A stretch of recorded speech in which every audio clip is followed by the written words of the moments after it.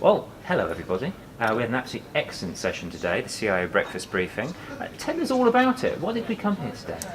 So the CIO Breakfast Briefing we had this morning, we brought together CIOs and CISOs, and we were really discussing what the CISO role looks like, how that relates to the CIO role, where those intersections are, where some of the challenges are in terms of that relationship, and just get some feedback in terms of how the different professions are connecting, and where there's friction, where there's benefits, what we can do to move forward and maybe have a stronger, more healthy relationship between CISOs and CIOs. So what were the big themes that we went through today? I think the essence of what we were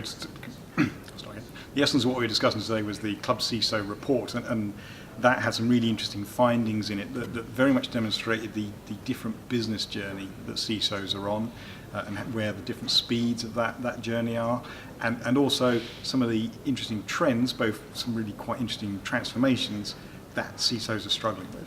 Are there any big sort of killer stats coming out of the reports we're looking at? I think what was really interesting for me was around the tenure around CISOs. And I think the tenure for CISOs was around less than 3 years, and we identified that actually that was a good trend based on CIOs as well. And the CIO trend maybe 8 years ago was also a shorter period, and that was really quite interesting. Other areas I think of interest were around things like bug bounties, and a number of the CIOs hadn't necessarily heard of bug bounties, and we had a really good debate and discussion around what those were and the how ethnically positive they could be as well. So that was really quite interesting, I think, from my perspective. It was interesting, wasn't it, how that all the respondents, whether CIO or CISO, were very aware that the CISO needs to become more business orientated, and also the business needs to become more cyber and security orientated in return. Yeah, there was a big theme about people, about how we're relating as a security function to end users in an organisation, also to the board. Lots of discussion around communication skills, leadership skills, and culture, which came out as the #1 hot topic with CISOs in the live vote. And we also spoke so much about that today. Regardless of what the question was about, a lot of it came back to culture and how we influence culture, how frustrating and slow it can be to change culture. But the fact that actually as a profession, CISOs maybe aren't prepared, aren't equipped, haven't had the training to actually influence cultural change. Manoj, you mentioned the parallels perhaps between where the CIO function was some time ago and where the CISO function is now. Can we expect the CISO function to mature and turn into a more business critical function, do you think? Or do you think it's just coincidence that they look similar? I think we can. I think we can certainly see that change within the CISO community around becoming much more mature, much more business focused. What was a really interesting debate is what is a CISO?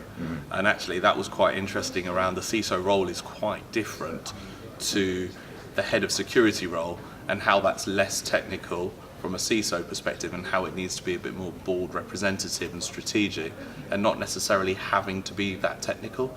So there's a really interesting debate there from a number of the participants around what is the CISO role, although quite controversial. There was certainly a lot of positivity from the group with the CIOs and CISOs coming together, and I think there are some commonalities in language, but there are also some very healthy debates as well. What should we expect next from ClubCISO and these CIO breakfast briefings? What more should we be doing?